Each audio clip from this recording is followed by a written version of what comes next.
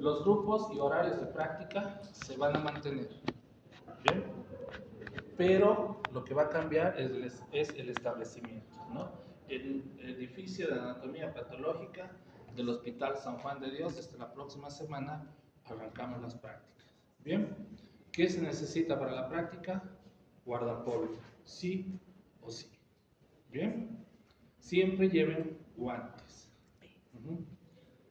¿bien? Barbijos por si acaso, y las chicas y los chicos de cabello largo, gorrita para el cabello, ¿bien? Lo que tienen que hacer es averiguar si les van a pedir algún tipo de credencial o algo para entrar al hospital, ¿bien?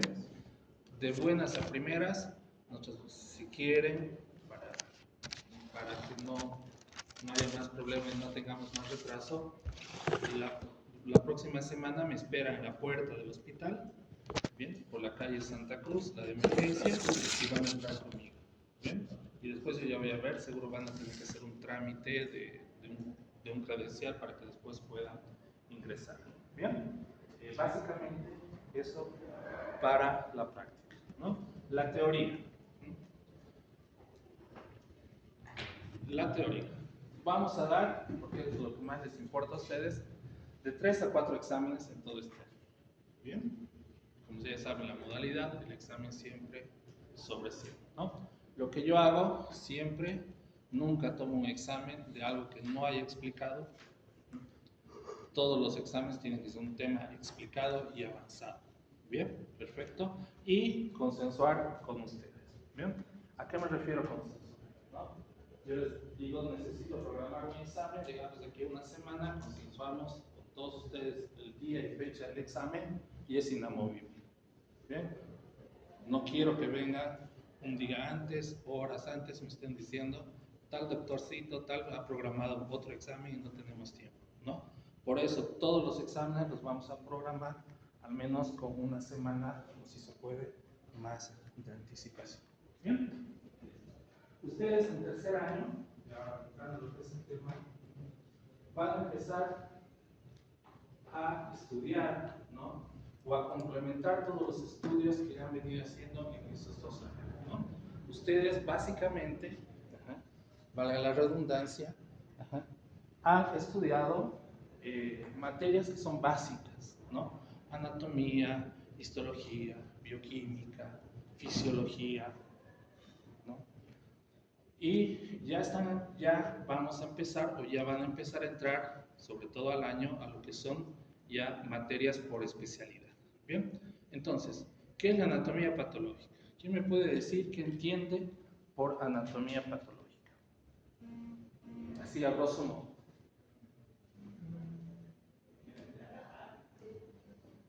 Porque a mí me pasa.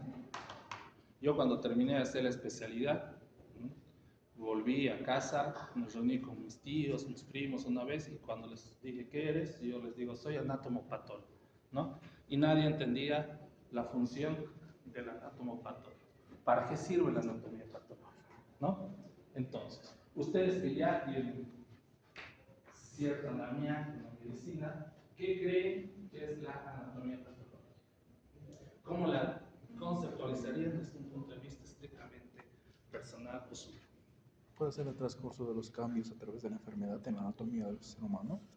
Su compañero dice los cambios en la anatomía del ser humano en el transcurso de una enfermedad, ¿no? ¿Quién más me puede dar un concepto de anatomía patológica? ¿Puede ser las patologías que se presentan? Estudia las patologías que se presentan en el cuerpo. ¿Qué más? A ver, un conceptito más. ¿Podría ser el estudio de cómo afecta anatómicamente la patología al órgano? Cómo una patología afecta al órgano, ¿no? Bien. En realidad, todos están o todos están en lo correcto, ¿no? Pero vamos a ver que la anatomía patológica, ¿no? Es el estudio de la enfermedad, básicamente, ¿no? Desde 4 puntos básicos. ¿Cuáles creen que son los 4 puntos básicos para empezar a estudiar una enfermedad? Todas las enfermedades tienen una causa Un efecto. o aparecen de la nada. Una Causa. Ujú. Causa. Tiene una causa, ¿no? Eso se llama ¿qué? Agente causal. Etiología. Todas las enfermedades tienen una etiología, ¿no? Ya sea extrínseca, ¿no? Cuando viene de afuera y nos causa una patología, o intrínseca, ¿no? A ver, ¿quién me puede dar un ejemplo de lo que considera una patología extrínseca? Intrínseco. intrínseco. Extrínseca. Extrínseco. Enfermedad viral. Una infección. Una infección. Entra un virus, un parásito, un microorganismo y nos causa una enfermedad. La etiología, el agente etiológico es ese virus, parásito, microorganismo, ¿no? ¿Quién me puede dar el ejemplo de lo que sería una enfermedad intrínseca? Cáncer. Cáncer. La bacteria viene de afuera. El cáncer. Igual viene de Igual de afuera. afuera. El cáncer. Cáncer, diabetes. La diabetes es una enfermedad metabólica. El cáncer, vamos a ver que el cáncer, decir cáncer, no, porque tiene muchas etiologías. Por ejemplo, el cáncer gástrico, ¿no? Primero, generalmente, en el mayor porcentaje de casos, necesita una infección por un Helicobacter pylori. Ya estamos hablando de un agente externo, ¿no? Pero tenemos múltiples enfermedades que han debido escuchar hablar, como las enfermedades autoinmunes, ¿no? Cuando el sistema inmunitario no reconoce proteínas propias del organismo y causa una patología, ¿no? Entonces vamos a estudiar la enfermedad desde la etiología. ¿Qué más nos faltaría para estudiar una enfermedad? Evolución. Ya sabemos que tenemos que primero buscar la causa. Evolución. Lo vamos a conocer como agente etiológico. ¿Qué más? ¿A dónde afecta? Evolución. La etiopatogenia.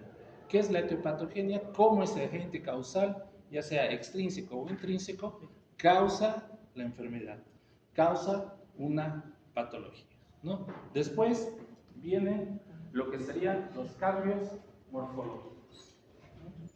Los cambios morfológicos que en la anatomía patológica nosotros los vamos a estudiar desde un punto de vista macroscópico, lo que podemos ver, y microscópico, lo que vamos a necesitar el microscopio para ver las alteraciones que pueda presentar más, ¿no? Y la otra serían los síntomas y signos que pueden causar determinadas enfermedades. Bien, entonces, cada vez que yo les pida, porque en el transcurso del año, tanto en la práctica como en la teoría, vamos a ver algunos casos especiales, ¿no? Cada vez que yo les doy de tarea, por ejemplo, para la próxima clase quiero que me estudien tuberculosis, ¿bien? ¿Desde qué punto los van a estudiar? Etiología, etiopatogenia, cambios morfológicos y la signo-sintomatología, ¿bien? Esos 4 puntos siempre lo vamos a incluir, ¿no? Es una disciplina que conecta la ciencia básica y la práctica clínica, ¿no? Imagínense un puente, ¿no? Y un río, ¿sí? Para cruzar del otro lado, ¿no? Ustedes, de un lado, está toda su formación básica, la anatomía, la histología, la bioquímica, la fisiología, ¿no? Pero tiene que cruzar todo ese puente para llegar a la parte de la clínica y de la especialidad, ¿no? Entonces, hagan de cuenta que ese puente es la patología, ¿no? Es un puente, es un nexo entre las materias básicas y, ¿no?, ya los temas o las patologías o temas de especialidad, ¿no? Estudiando cambios estructurales, funcionales, células, tejidos o órganos, ¿no?, que subyacen a la enfermedad. Y acá es donde quiero salir, ¿no? Toda enfermedad actualmente tiene su explicación a nivel molecular y a nivel celular, ¿no? No hay ninguna enfermedad en el mundo que no se explique a través de los cambios celulares, ¿no? Por ejemplo, el Alzheimer, ¿no? ¿Cómo creen que una persona llega a tener Alzheimer? A través de pérdida de lo que viene a ser neuroreceptores. ¿Cuál sería la causa? ¿Perdón? A través de la pérdida de neuroreceptores. Su compañero dice a través de la pérdida de neuroreceptores. ¿Alguien tiene alguna idea más? Por eso. veces Ustedes nos cuando falta han estado en primero han estudiado un organelo importante en la célula que tiene que ver con campo. la clasificación, empaquetar y liberar proteínas. ¿Qué organelo es ese? El aparato de Golgi. Por ejemplo, en un Alzheimer existe una alteración en el aparato de Golgi que hace que se sinteticen más mal determinadas proteínas como la beta-amiloide, la proteína tau, y se acumulan en la neurona, ¿no? Eso nos lleva a tener un Alzheimer, ¿no? Entonces, toda enfermedad tiene su explicación molecular, ¿no? Y celular. Básicamente, como les había dicho, ¿no? La anatomía patológica, ¿no? Les va a ayudar, ¿no? A conectar sus conocimientos básicos, ¿no? Ya con los conocimientos necesarios para estudiar la enfermedad y después pueden aplicarlo ya en la clínica o en distintas especialidades médicas, ¿no? Generalmente vamos a dividir la anatomía patológica como una patología, ¿no? Sistémica, ¿no? Que habla de las enfermedades, ¿no?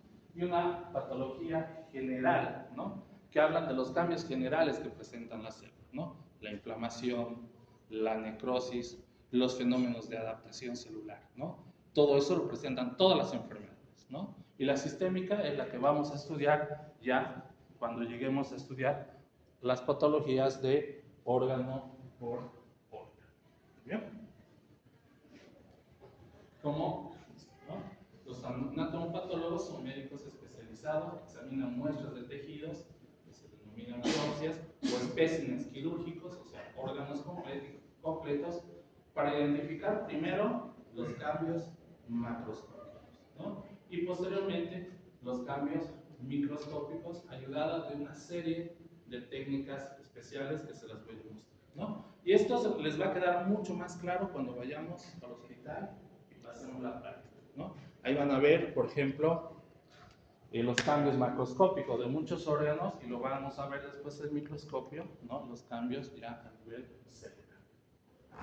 ¿Bien? ¿Quién fue Virchow? Este se lo conoce como el padre de la patología, ¿no? Padre de la patología moderna, ¿no? 1821, 1900.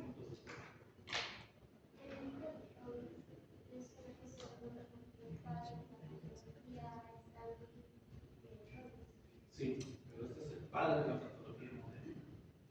¿Ya? Los médicos nunca deben olvidar interpretar al paciente como un ser en su totalidad, ¿no? Es una de las grandes frases de Virchow, ¿no? Que aparte de ser médico, ¿no? Era un dramaturgo, era poesía, un tipo que le gustaba la acción, ¿no? Y cuenta la literatura, ¿no? Que una vez tenía dos, en realidad tenía tres grandes rivales, ¿no? Uno era Otto Bismarck, al que lo desafía, ¿no? A un duelo de salchichas. En realidad es Bismarck el que desafía a Virchow a un duelo, ¿no? Y le dice que escoja las armas. Y él le dice, escojo dos salchichas. Una buena y la otra con trichinella espiralis, la triquinosis, ¿no?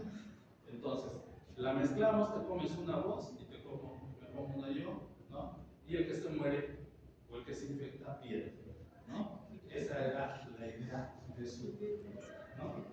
Obviamente esta trichinella produce una inflamación del cerebro, una encefalitis con una falla posteriormente multiorgánica, ¿no? También le debemos a Virchow, ¿no? Algunos métodos que actualmente se utilizan, como por ejemplo las incisiones para las autopsias, ¿no? Vamos a ver, y si tienen suerte, seguro en el año nos va a tocar ver, ¿no? Que la patología tiene un vínculo muy estrecho con lo que es la medicina legal, ¿no? Y los mecanismos y las incisiones de autopsia las empezó a desarrollar Virchow, ¿no? Esta es la incisión mento-pubiana, ¿no? Que va desde el mentón, haciendo una curvita por el ombligo, hasta el pubis, se abre y después se extraen todos los órganos en bloque, ¿no? No uno por uno, sino todo el bloque cardiopulmonar y todo eso, ¿no? Y se estudian las causas de muerte, ¿no?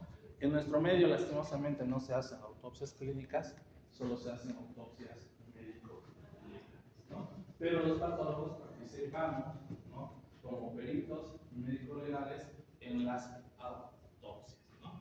Ya vamos a ver seguro algún casito que nos va a entrar en el transcurso del año, ¿no?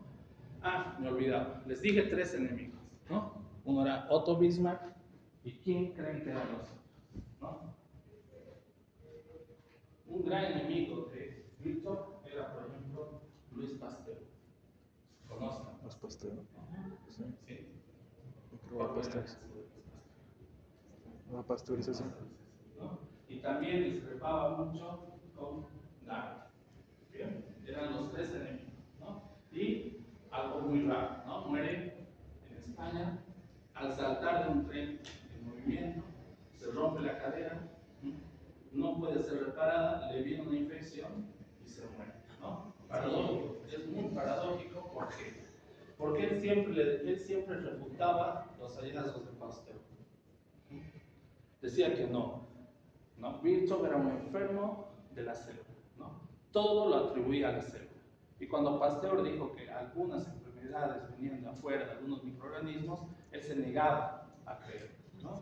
Y termina muriendo de una infección, básicamente una infección en la herida quirúrgica que tuvo y posteriormente quizás una osteomielitis.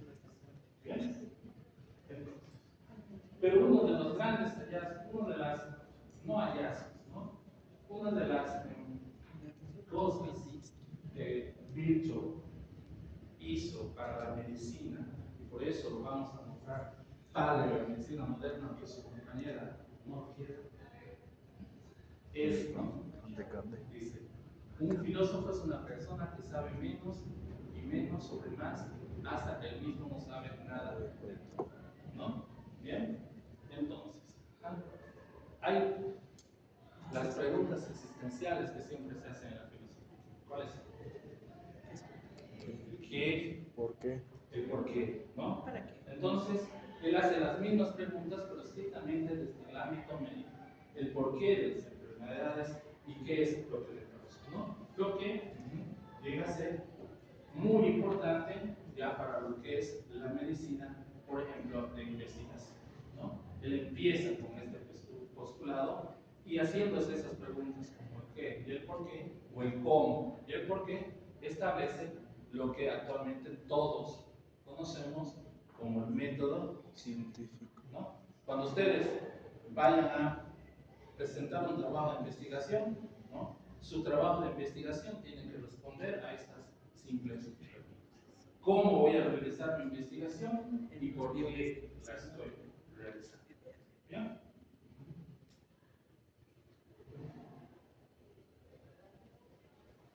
Voy mostrando. ¿Bien? Paciente de, ahí no me acuerdo, del hospital, pero era niña, póngale unos 12 años. ¿Bien? Tumor en brazo, ¿no? 2 tumores, 1, 2, y acá uno más, ¿no? ¿Bien? Entonces, el estudio macroscópico, ¿cómo lo haríamos? Eso sería el microscópico. Observar y palpar. Es lo mismo que cuando ustedes les van a enseñar en semiología, ¿no? Reciban un paciente en consultorio, ¿qué es lo primero que van a hacer? Mirar, van a ver cómo entra, cómo se sienta, cómo les habla, van a ver, ¿no? Entonces, nosotros, los patólogos, tratamos a las piezas quirúrgicas como nuestros pacientes. Yo veo 2 formaciones tumorales, blanquecinas o hemorrágicas, congestivas, ¿no? Y cuánto mide cada uno, cuánto pesa toda esa lesión, todo eso es una descripción macroscópica, ¿no? Y vamos a ver que algunas patologías tienen sus cambios macroscópicos específicos, ¿no? La tuberculosis se caracteriza porque tiene una necrosis muy particular que macroscópicamente se conoce como necrosis caseosa, ¿no? Como el casio o como el queso, ¿no? Entonces vamos a ir viendo, ¿no? Esto, ¿no? Tejido adiposo, ¿no? Y acá encontramos esta área blanquecina de bordes irregulares con un centro hemorrágico necrótico.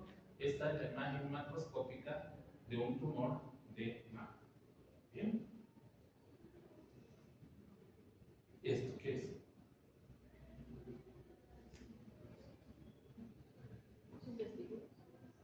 Tienen vergüenza de testículos en tercer año de facultad. Son testículos, ¿no? Pero acá les pongo alrededor, ¿no? Este testículo, por así decirlo, es relativamente normal. ¿Bien? Acá este es el cordón espermático y el testículo está cortado, ¿no? Así, abierto como un librito, ¿no? El color normal del testículo es este, color medio amarillento. A ver, a las chicas. ¿Qué color es ese? Solo las chicas.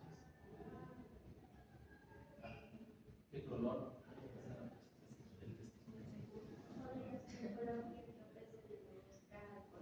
¿Color qué? ¿Alguien se le ocurre otro color? Amarillo pastel. Porque nosotros los chicos en eso somos mucho más sencillos, ¿no? Para mí eso es plomo, digamos, ¿no? Pero para las chicas siempre encuentran una, ¿no? Plomo tiza, plomo pastel, plomo flor, plomo, ¿no? Entonces, este es el color normal del testículo, ¿no? Que en la literatura describen como un color, en la literatura antigua, ¿no? Un color habano, ¿no? No sé por qué, pero así se describe, ¿no? Pero alguien me dirá, pero si es normal, ¿por qué se lo sacaron?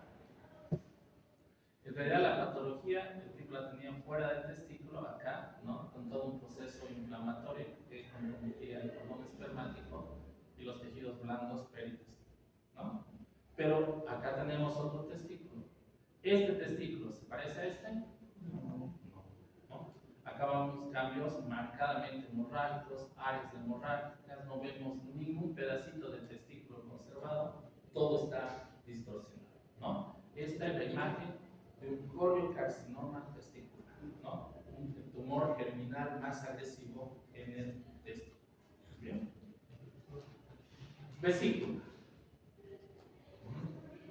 La señora va, porque tenía síntomas de una colicistitis aguda, entra, se hace operar, le hace una ecografía previa, dice, tiene un cálculo enorme en la vesícula y se tiene que operar. La paciente hace caso, va a su opera, ¿no? Nosotros llega la pieza al laboratorio, decimos, pieza de colecistectomía o se recibe vesícula biliar, que mide, les doy un diámetro más largo, el otro diámetro, describo su superficie externa y después abro, ¿no? Para ver qué hay adentro, ¿no? O gran sorpresa, no tenía un, bueno, sí tenía un calculito, ven acá, de contra chiquito, pero todo el fondo de la vesícula estaba ocupado por una formación tumoral. ¿Bien? Que ya vamos a aprender en el transcurso del año cuál es la nomenclatura para nombrar a los tumores, ¿no? Porque no podemos decir solo es cáncer, ¿no? Los cánceres tienen nombre, tienen apellido, ¿no? Y por eso los podemos tratar. ¿Bien? Listo. Así, ¿qué creen que es?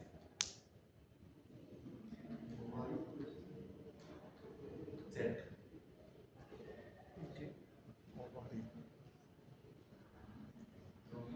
Una trompa uterina, ¿no?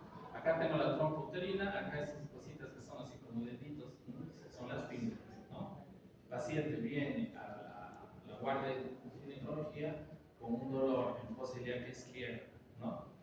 Fiebre, malestar general, le hacen el laboratorio, leucocitosis, le hacen un examen general para ver si está embarazada y el paciente resulta que su gonadotrofina estaba no elevada, elevadísima. Entonces, ¿qué pasa cuando una gonadotrofina está elevada en un examen de laboratorio? ¿Qué deducción saca? diagnosticado como atrofina, han escuchado hablar en primero, en segundo. Se supone que la paciente tiene que estar embarazada, ¿no? En la ecografía no había nada en el útero, pero sí llamaba la atención que se había ensanchado lo que sería la trombouterina. La luz se había dilatado y acá al corte vemos que la luz, porque tiene que ser un hueco, ¿no? Está lleno de este